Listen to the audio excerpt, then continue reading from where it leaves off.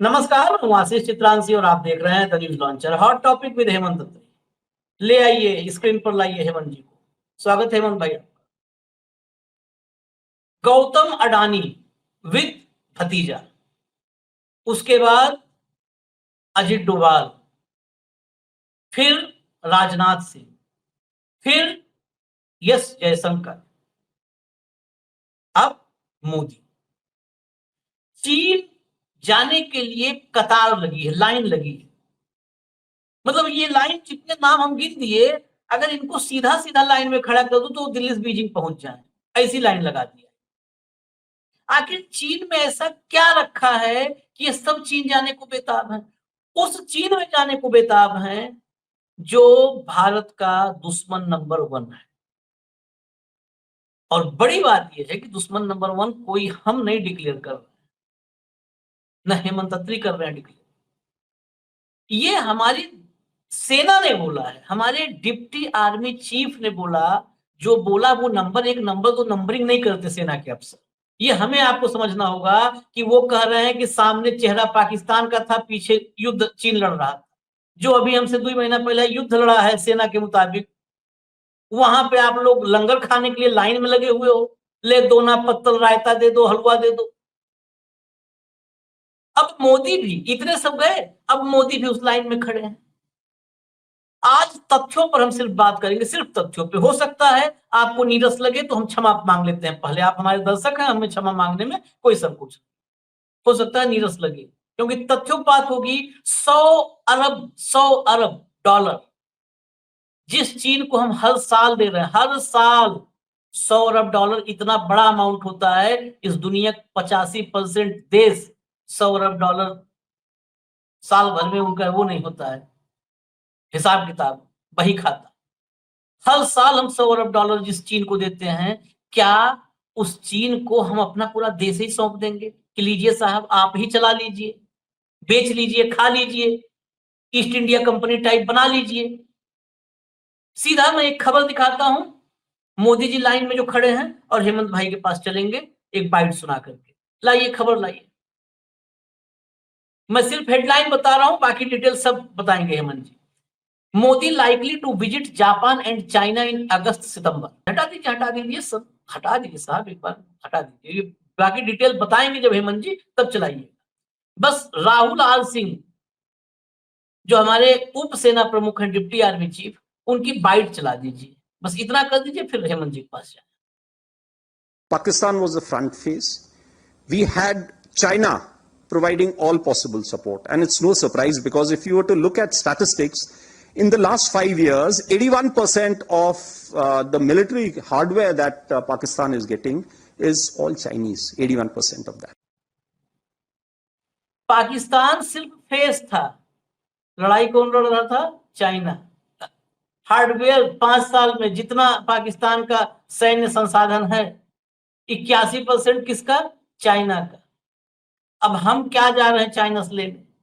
मैं बता तो दिया लाइन में सबका नाम। सीधा हेमंत जी के पास चलते हैं। हेमंत जी, क्या देना बचा है या क्या लेने गए हैं? आशीष भाई नमस्कार, आपको सारे दर्शक साथियों को भी। देखिए, बहुत ही भारी मन से इस तरह की खबर पे चर्चा करनी पड़ती है जब एक तरफ सेना, भारत की सेना जिसके नाम पर आप इतने सालों से राजनीति करके और अपनी वोट की कढ़ाई चलाते आए हैं देश में भी विदेश के बाहर में, वो जिस देश को शत्रु बता रही है, राष्ट्रवादी जो सरकार है उसके साथ व्यापार की फिगे बढ़ा रही है, सारा देश देख रहे हैं। और क्या जो ट्रंप एक बार बार बात कह रहे हैं, कई बार मुझे उस पर शंका होने लगती है। हालांकि मैं उस आदमी को कभी सीरियस नहीं लेता, वो एक सड़क छाप व्यक्ति है और उसकी उतनी ही वो भी हो गई अमेरिका के राष्ट्रपति, कोई खास बात नहीं। जिस तरीके से वो बार बार एक बात कहते हैं कि पाकिस्तान के साथ सीज फायर मैंने कराया व्यापार के नाम पर, ट्रेड के नाम पर, और जिस तरीके से चीन के तमाम धोखों के बावजूद, चीन द्वारा हमारी पीठ में लगातार छुरे घोंपने के बावजूद, जो हमारा उसके प्रति जो व्यवहार है, जो रुख है, कल मैं हैरान रह गया जब आपने देखा जयशंकर का जिस तरीके से, जितने भी एससीओ के मंत्री हैं शीश भाई, शंघाई कोऑपरेशन और ऑर्गेनाइजेशन के, वो सारे वहां के राष्ट्रपति से कर्टसी कॉल कर रहे थे। एक फोटो ऑप होती है इंडिविजुअली और उसके बाद ग्रुप में, इससे आगे कोई कहानी नहीं।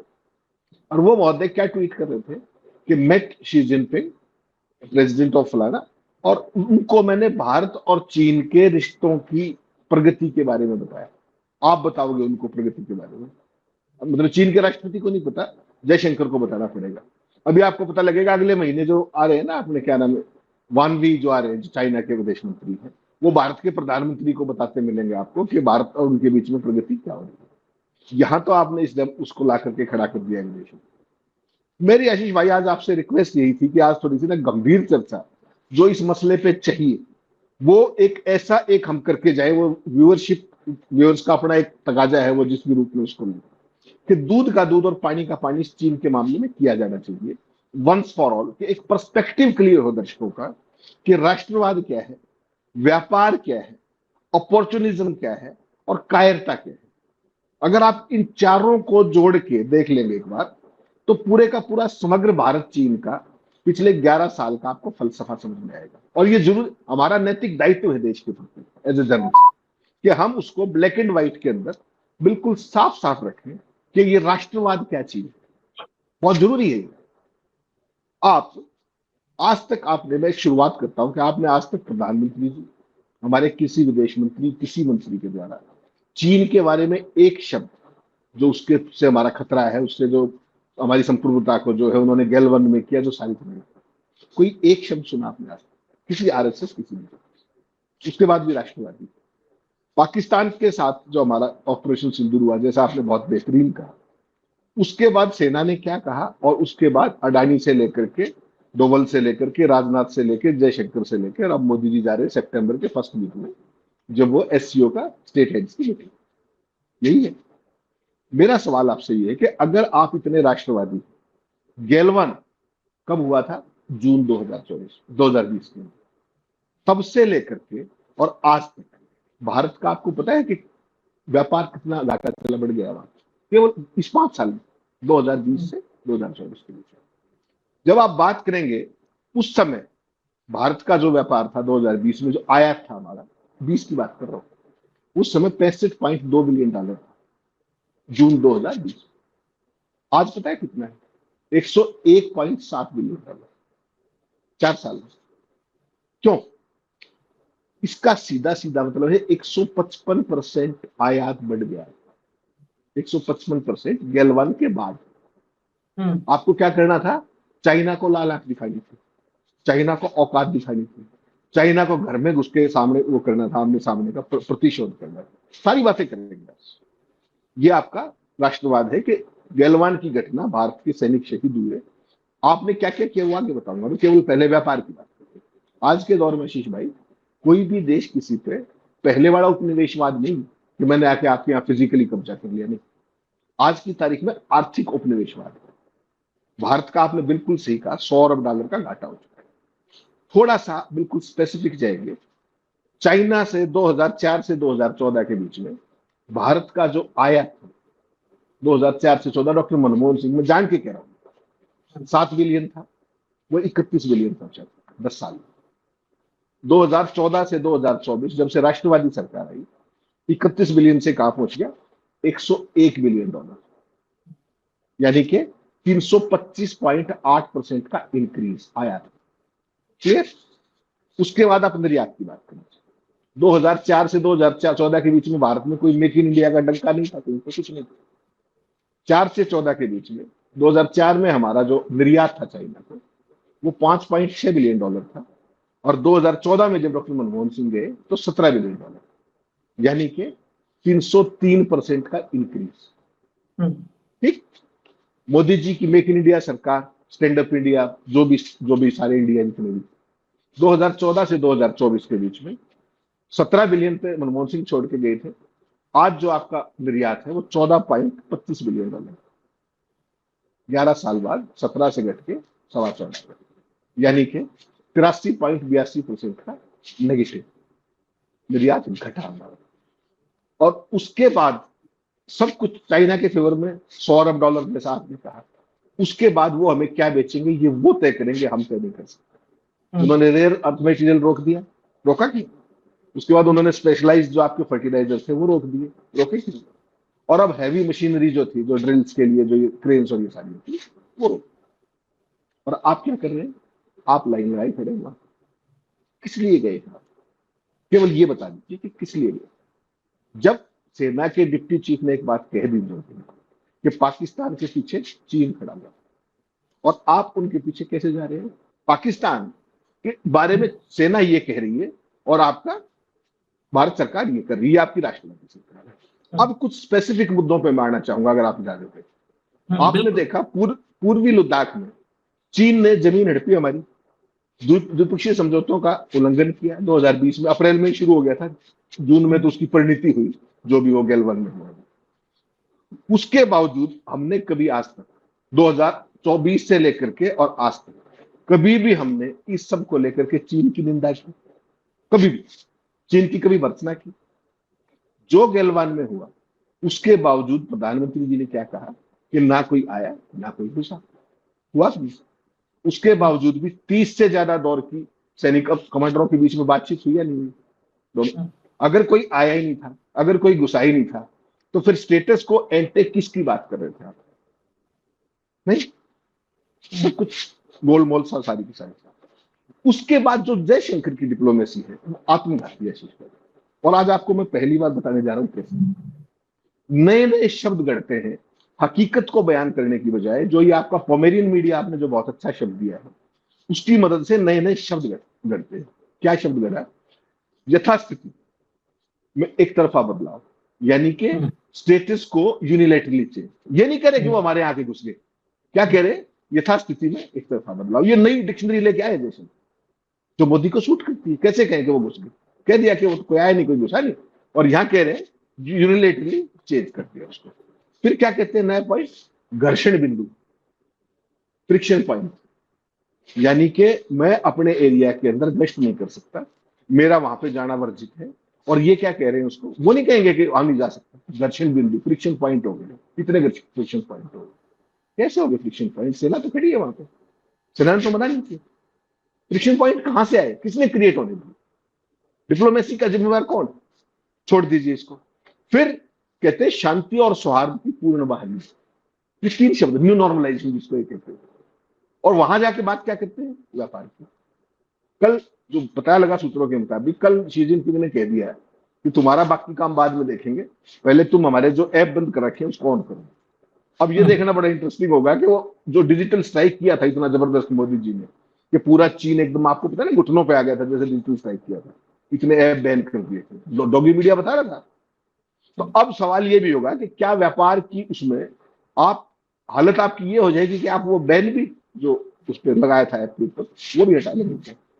सवाल आशीष भाई ये नहीं, सवाल ये है कि जो शब्द नए जोड़ रहे हैं ना जयशंकर, वो देश के लिए, देश की संप्रभुता के लिए बहुत खतरनाक है। आप सच्चाई छुपा करके और एक नया नैरेटिव गढ़ रहे हैं शब्दों के मकड़ जाल में, जो एक डिप्लोमेट करता है। और इस देश के इतिहास में ये 1962 में भी नहीं हुआ, जब चीन के साथ लड़ाई चल रही थी। जो बात थी जैसी थी, उधर लड़ाई चल रही थी, यहाँ संसद चल रही थी, अटल जी के आग्रह पर बुलाई गई थी। आज तक तो चीन की चर्चा भी नहीं हुई संसद में, क्योंकि संप्रभुता का मामला है। और मोदी जी ने कह दिया कि चाइना ना कोई आया है ना कोई घुसा है। ये एक चीज। इसके बाद आप चलिए भारत सरकार के बारे में, जब भी व्यापार की बात होती है आर्थिक प्रतिबंध लगाया लगातार, जैसा मैंने आपको कहा। ये आपने स्पेशलाइज्ड मिनरल्स देखे, उससे पहले आपने रेयर अर्थ मटेरियल देखा, उसके बाद आपने ये भी हैवी क्रेज देखा।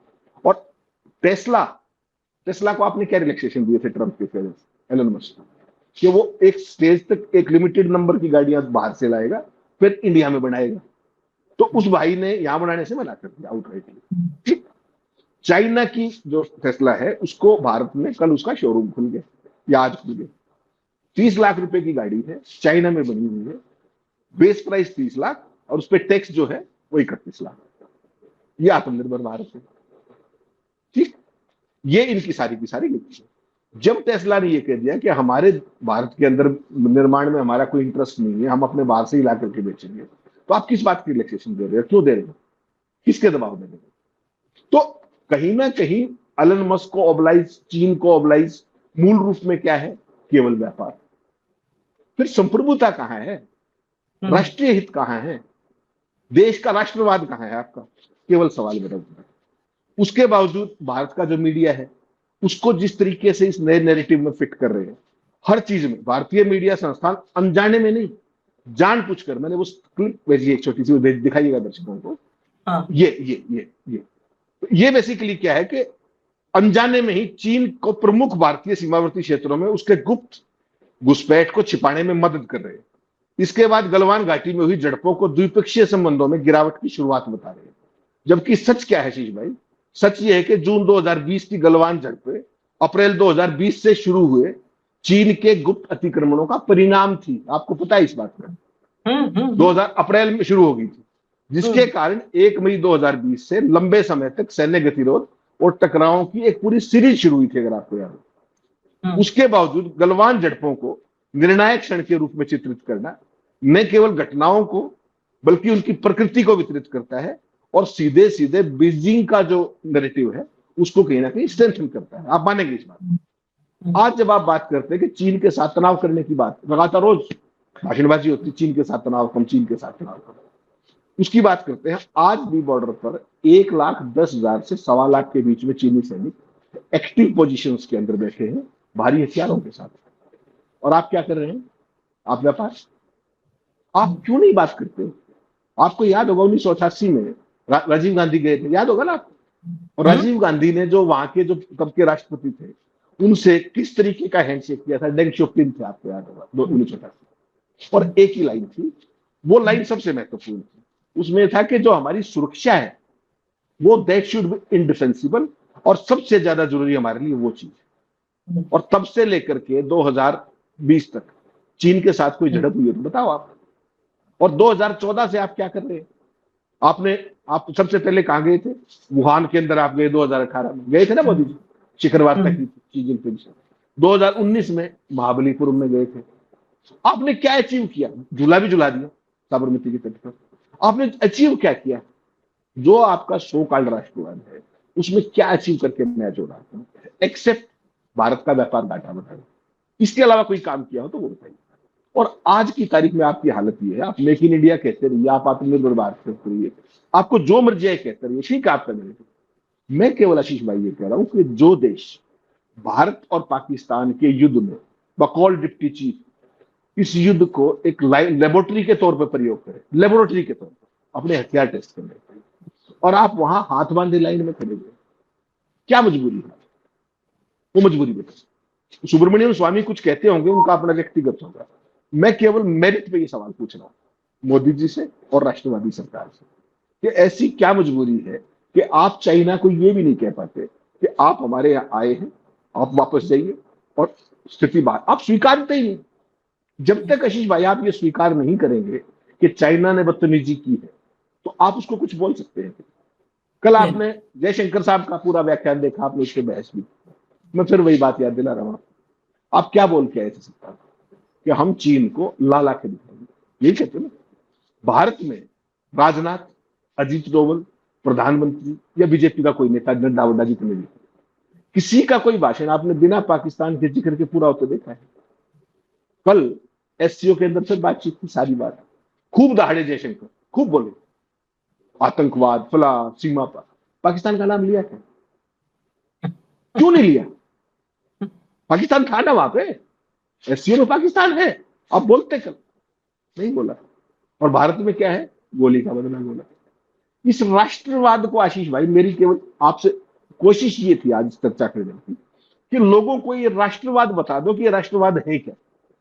अरे जो आपकी छाती पे चढ़ गए, जिस राष्ट्रवाद की आप बात कर रहे हैं, तमाम आंकड़े आपने रखे, थोड़ा सा मैं और उसको देसीकरण उसका कर देता हूं। ये आर्थिक राजनैतिक जयचंदवाद 1000 साल के बाद इस देश को अगर देखना हो, जयचंदवाद, इसको आर्थिक राजनीतिक दोनों जयचंदवाद है। कैसे है ये? हेमंत जी के आंकड़ों से ही साबित होगा। 5-6 बिलियन से 13 बिलियन का निर्यात पहुंचा दिया था मनमोहन सिंह ने। निर्यात जो हम चीन को भेजते थे, 17 बिलियन पहुंचा दिया। मोदी जी ने अथक परिश्रम से दिन रात 18 घंटे मेहनत करते हैं मोदी जी, आपको पता नहीं होगा तो हम बता देते हैं। 18 घंटे काम करते हैं। 18 घंटे काम करके भारत का जो निर्यात चीन को 17 बिलियन था उसको घटा करके 13 बिलियन कर दिया कि नहीं, हम चीन को सामान नहीं भेजेंगे, भूखे मर जाए चीन, घुटनों पे आएगा, नाक रगड़ेगा। आप जाइए गूगल में समाचार में सर्च कर लीजिए चीन और मोदी, आपको 100 में 99 खबरें मिलेंगी कि चीन कांप रहा है, घुटनों के छल्ले निकल गए हैं, ऐसे टाइप का ही घुटने की सर्जरी करवाना पड़ रहा है, इतना कांपे हैं इस सीजन पे। 17 बिलियन से 13 बिलियन पहुंचा दिया निर्यात, 11 साल में बढ़ने की बजाय घटा दिया। और निर्यात कितना, आयात कितना चीन से, आयात पहुंचा दिया 101 बिलियन डॉलर के पास। सोचिए 101 नहीं, 113 बिलियन डॉलर के आसपास, 113 बिलियन डॉलर के आसपास, क्योंकि 100 बिलियन डॉलर का तो हमारा घाटा है, व्यापार घाटा। तो 113 बिलियन डॉलर के आसपास पहुंचा दिया आयात। कितने गुने, 300% से ज्यादा बढ़ाया, 300 350% बढ़ा दिया।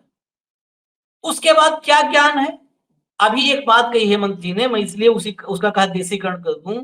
एक बात हेमंत जी ने कही कि आखिर क्या करना क्या चाहते हैं, देश को बेच देंगे चीन के हाथों में। झालर आप मत लगाइए, चीन का झालर मत लगाइए, चीन का पटाखा मत इस्तेमाल करिए। तो ये जो 113 बिलियन डॉलर का आयात कर रहा है भारत चीन से, किस चीज का कर रहा है? हेमंत अत्री अपने घर में बल्ब लगा करके कर रहे हैं, हम कर रहे हैं, कौन कर रहा है? झालर से रुका हुआ है, व्यापार रुक जाएगा झालर से। पूरे देश को मूर्ख बना करके रख दिया, पूरे देश की आंखों में धूल झोंक के रख दिया। एक्सेप्ट क्यों नहीं करते? फिर ये भी सवाल था हेमंत जी का, क्या आप एक्सेप्ट क्यों नहीं करते कि कोई, कहते हो कोई ना आया था ना आया है, इसलिए कि वो ऐसी लाइन है ना, कोई ना आया था ना आया है, चीन भी खुश और भक्त भी खुश। इस लाइन से बेहतर लाइन नहीं हो सकती है। अगर आप ये कह दो आपके घर का बाहर का कमरा किसी ने कब्जा लिया, वहां पे दफ्तर बनाया, 4 दिन मीटिंग की और कब्जा कर लिया, और आप कहो कि नहीं हमारे घर में किसी कब्जा नहीं है, तो कब्जाधारी के लिए इससे मुफीद मौका हो सकता है कि भाई जिसके घर में कब्जा है वो FIR करेगा, पुलिस के यहाँ जाएगा, लाठी लाएगा, कुछ करेगा। और अगर हेमंत अत्री कह रहे हैं कि हमारे घर में किसी कब्जा नहीं है, तो इससे अच्छा इंडोर्स कर दिया आपने कि बाहर वाले कमरे में हम आए, उठे बैठे मौज करें, यासी करें, खत्म कहानी। और इधर भक्त भी खुश, भक्तों को मोदी जी ने कहा है कोई नहीं आया है, आएगा तो टांग तोड़ देंगे उसकी। तो ये लाइन दोनों को खुश करता है। इसीलिए मैं कह रहा हूं कि आर्थिक राजनीतिक जयचंदवाद का दौर चल रहा है, देश को गुमराह किया जा रहा है, और गुमराह करके भारत का व्यापार घाटा इतना बढ़ा दिया है। इस 100 अरब डॉलर के आंकड़े को जरा समझाइए कितना होता है। आदमी कहेगा अरे यार ठीक है थोड़ा बहुत तो है, कितना होता है जरा इसका वॉल्यूम थोड़ा सा बताइए। बिल्कुल लेवल की भाषा में बता दूं, बेहद लेवल की भाषा में, चीन का जो कुल डिफेंस बजट है, कुल डिफेंस बजट हमसे तो 3 गुना है, वो हमारा तो 75 बिलियन डॉलर है, चीन का 225 बिलियन डॉलर है चीन का बजट, उसमें 100 बिलियन डॉलर हमारा व्यापार जाता है। आप सोच लीजिए, आप चीन का जो कुल डिफेंस बजट है वो 225 बिलियन डॉलर है, और हमारा 100 बिलियन डॉलर का व्यापार घाटा उनके साथ। यानी कि उनकी रक्षा तैयारियों को फाइनेंस कौन कर रहा है? हमारे व्यापार से होने वाला लाभ, प्रत्यक्ष तौर पर। और हम चीन के सामान के दुनिया में सबसे बड़े आयातक हैं, वो हमसे कच्चा माल लेता है, हम दुनिया में सबसे बड़े आयातक हैं कच्चे माल। इस सब के बावजूद भी कि वो गलवान में उसने क्या किया, उसके बाद वो जो चाहता है देता है, जो चाहता है वो बंद कर देता है। सेना ये कहती है कि वो हमारा शत्रु नंबर 1 है, आप सारे वहां पर लाइन लगाए खड़े हैं। पाकिस्तान से आप बात नहीं करेंगे, पाकिस्तान का आप नाम भी नहीं लेंगे, अब तो नाम लेना पाकिस्तान का ही बंद कर दिया, पहले तो खूब लेते थे बाहर इंटरनेशनल फोरम्स पे। और अब चाइना के साथ आपकी स्थिति ये है।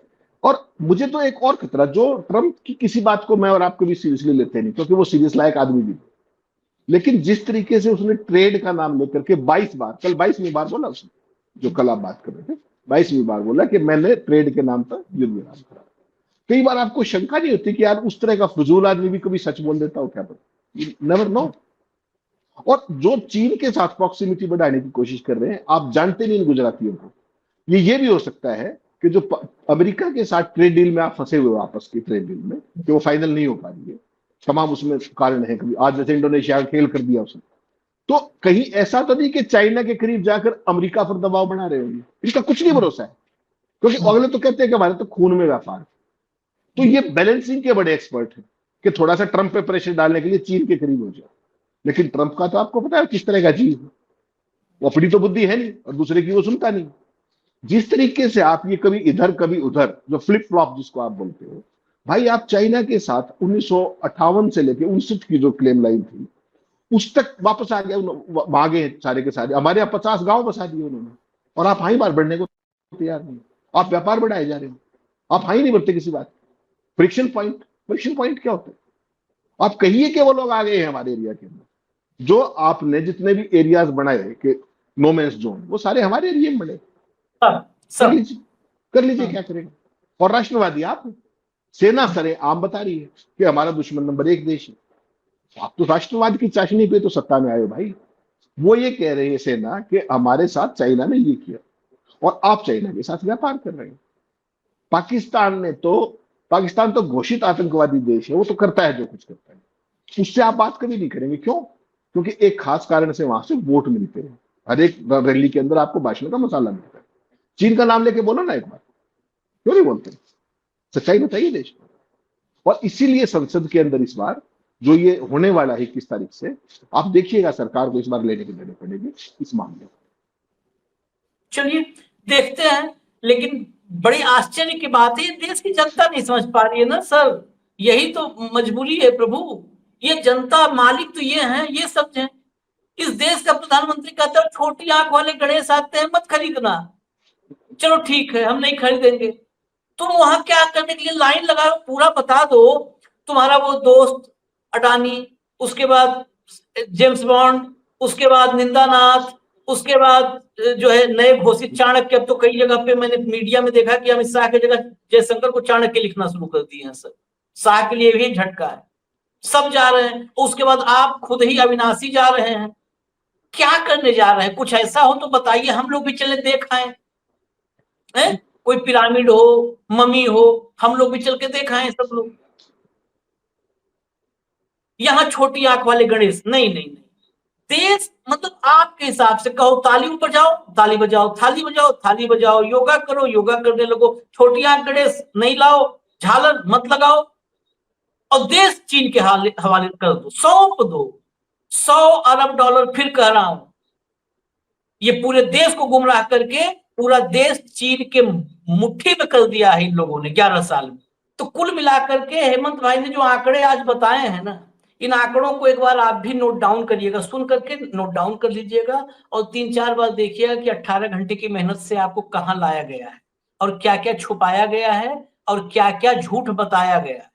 अगर ये आप समझ गए तो अभी भी किसी मोदी, किसी भाजपा, किसी प्रधानमंत्री, किसी नेता में ये नहीं दम है कि वो देश को अपने मनमानी तरीके से बेच पाए। बस आप समझ गए तो हमें इजाजत दीजिए, फिर हम कल आएंगे ऐसे ही सवालों के साथ। साथ में होंगे हेमंत जी, और कार्यक्रम में होगा हॉट टॉपिक विद हेमंत अत्री। नमस्कार।